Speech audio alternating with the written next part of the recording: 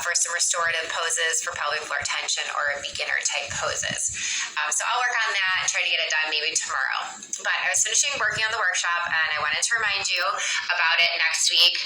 Many people who signed up the first time signed up for the bundle, so you can access that. If you didn't join us the first time, you still can, because you can access the replay and all of the content, which is about 2.5 hours for the workshop and then a second live Q&A. So there's about 3.5, 4 hours of content plus some online documents.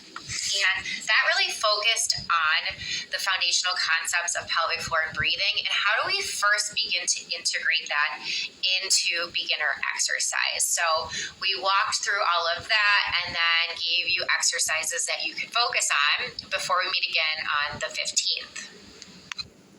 So I would say one of the number one questions every time I share a workout is always like messages about, well, what's your core doing? Or did you fully release? So when you inhale down, like what's going on at your pelvic floor is going on at your core. So if you have those questions, then this is definitely the workshop for you. We're going to dive into that. I would highly recommend getting the replay and at least going through some of that, because it is very progressive in nature the way I structured these.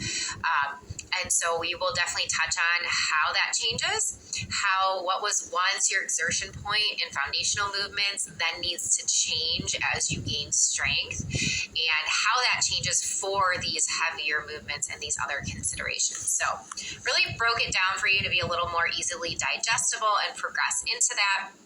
So I will drop the link for the heavy lifting, and just remind you there's also a bundle if you want to get all three, which was the basics, heavy lifting, and running on the 29th.